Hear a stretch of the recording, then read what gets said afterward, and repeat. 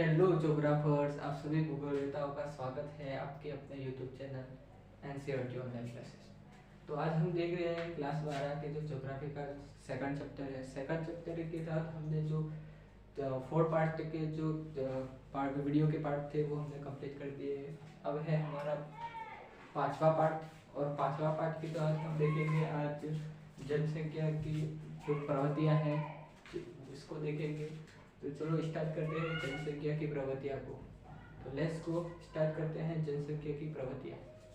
तो इसमें यह है कि हमने पहले जो नेक्स्ट वीडियो में एक डायग्राम देखा था, इस तरह का डायग्राम, जो कौन से वर्षों में कितनी जनसंख्या का अनुपात दे रखा था, और जो दे रखा था कि इस सदी में किसका विकास हुआ, इस सदी में किसका विकास हुआ, इस सदी में किसका विकास हुआ, और इस सदी में किसका विकास हुआ।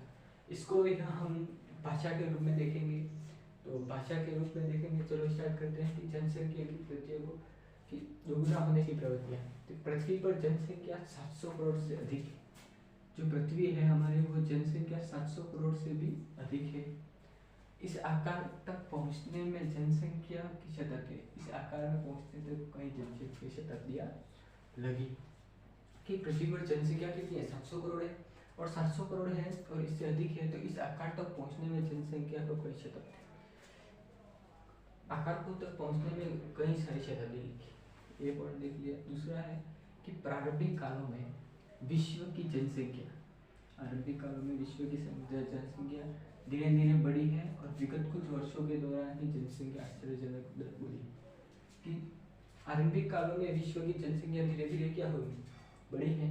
जैसे जैसे हम देख रहे थे, जैसे जैसे सब आदि का विकास हुआ, जैसे जैसे ये विकास हुआ, इसलिए जो जनसंख्या की वृद्धि हुई, और आश्चर्यजनक जनसंख्या वृद्धि दर बढ़ गई। अब है लगभग 800 से 1200 वर्ष पूर्व, 800 से 12,000, 8,000 से 12,000 वर्ष पूर्व कृषि के उद्भव और आरंभ के पश्चात जनसंख्या आकार बहुत छोटा था, और मोटे तौर पर 80 लाख है। पहले क्या होगा, 8,000 से 12,000 वर्ष पूर्व कृषि का क्या हुआ, उद्भव हुआ, और इसका प्रारंभ के पश्चात जनसंख्या का आकार छोटा था, और धीरे धीरे क्या होने लगा, मोटा होने लगा। पहले जनसंख्या का आकार छोटा था और मोटा होने लगा। फिर देखते हैं ईसा मसीह का देख लिया था हमने। ईसा मसीह के जन्म की पूर्व और जनसंख्या, ईसा पूर्व और ईसवी, ये पूरा देख लिया था। ईसा पूर्व और ईसवी, ईसा पूर्व का ईसा मसीह के जन्म के पूर्व, और ईसवी का मतलब ईसा मसीह के मृत्यु के बाद। तो ईसवी की पहली शताब्दी में जनसंख्या 3 करोड़ से कम थी। जो जनसंख्या थी वो 3 करोड़ से, कि ईसा की पहली शताब्दी में जनसंख्या की 3 करोड़ से 16वीं और 17वीं शताब्दी, 16वीं और 17वीं शताब्दी, इसलिए 1501 से लगाकर 1601, 17वीं शताब्दी में वर्ल्ड विश्व व्यापार में जनसंख्या की तीव्र वृद्धि, जनसंख्या की 1501 से 1601 में क्या हुआ, जनसंख्या की तीव्र वृद्धि हुई। व्यापार में आदि में विश्व में जनसंख्या की तीव्र वृद्धि हुई। अब देखते हैं कि 1750 ईस्वी में के आसपास जब औद्योगिक क्रांति का उद्भव हुआ, मैं देख लिया था यहाँ पर हुआ था औद्योगिक क्रांति का विकास, औद्योगिक क्रांति का विकास 1750 में।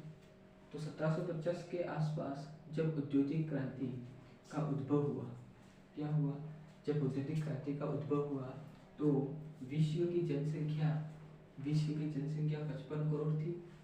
जब औद्योगिक क्रांति का विकास हुआ, कब हुआ, 1750 में। इससे पहले कितनी जनसंख्या थी, तो 55 करोड़ थी।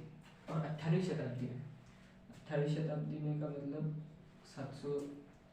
1701 से लगाकर शताब्दी में औद्योगिक क्रांति के पश्चात विश्व की जनसंख्या में विस्फोट वृद्धि, जनसंख्या की विस्फोट वृद्धि।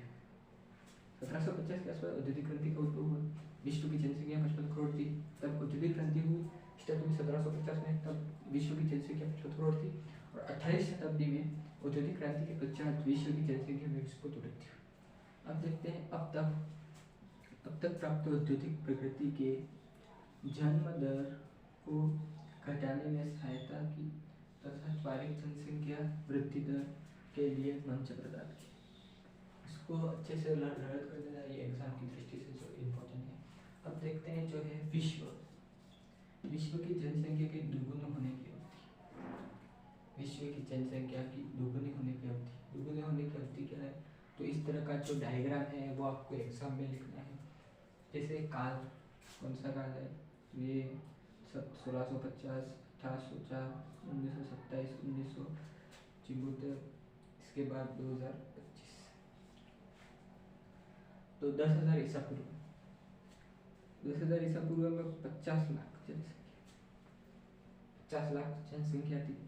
1650 में 50 करोड़, 1804 में 100 करोड़, 1927 में 200 करोड़, 1974 में 40 करोड़, 400 करोड़ और 2025 में 800 करोड़ प्रक्षेपित संख्या है।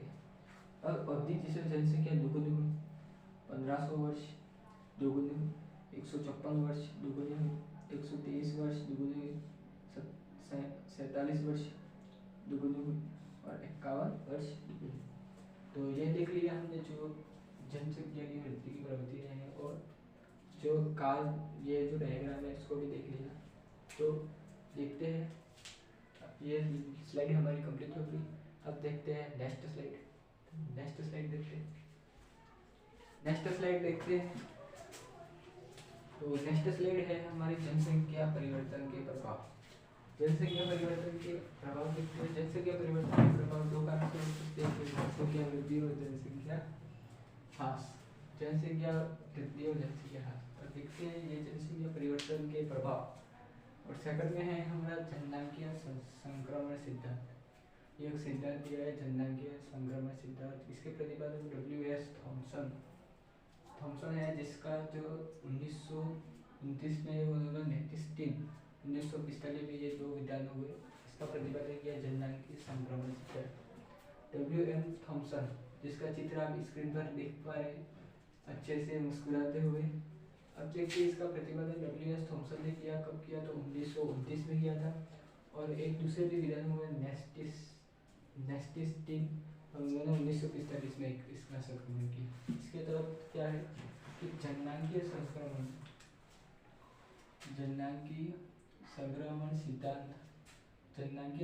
सिद्धांत का उपयोग किसी क्षेत्र की जनसंख्या के वर्णन, कि किसी क्षेत्र की जो जनसंख्या है उसका वर्णन तथा उसके भविष्य की जनसंख्या के पूर्वानुमान के लिए किया जाता है। कि किसी क्षेत्र की जो जनसंख्या है और उसके भविष्य की जनसंख्या के पूर्वानुमान के लिए किया जाता है। अब देखते हैं नेक्स्ट पॉइंट, इसका प्रतिपादन W.S. थॉमसन ने 1929 में किया था। और जननांगीय संक्रमण सिद्धांत का उपयोग किसी क्षेत्र की जनसंख्या का वर्णन तो भविष्य के पूर्वानुमान के लिए किया जाता है। तीसरा देखते पॉइंट, इस सिद्धांत के अनुसार समाज ग्रामीण खेती का विषय अशिक्षित अवस्था से उन्नति करना है। सिद्धांत के अनुसार समाज और ग्रामीण खेती है अशिक्षित अवस्था में उन्नति करके नगरीय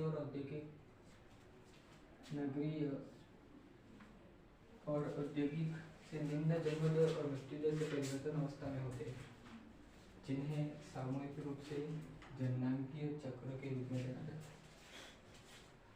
इसी तरह के अनुसार जो समाज की ग्रामीण खेती है और अशिक्षित अवस्था में उन्नति करके वो नगरीय औद्योगिक साक्षर बनता है। नगरीय जो औद्योगिकरण है और उसके औद्योगिकरण और साक्षरता बनता है।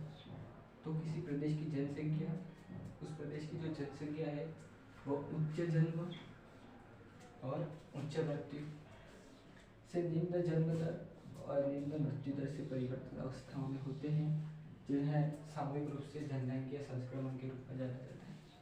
ये जो का जननांगीय संक्रमण सिद्धांत है वो परीक्षा की दृष्टि से इम्पोर्टेंट है, तो आपको यहाँ पर टिक कर लेना है। ये 4 नंबर में आपको 4 मार्क्स के रूप में आपको एग्जाम में पूछ सकता है, तो ये आपके लिए इम्पोर्टेंट है। और इसका जो सूत्र है वो भी देख रखा है कि ग्रामीण खेती પછી जननांगी संक्रमण और नगरीय औद्योगिक।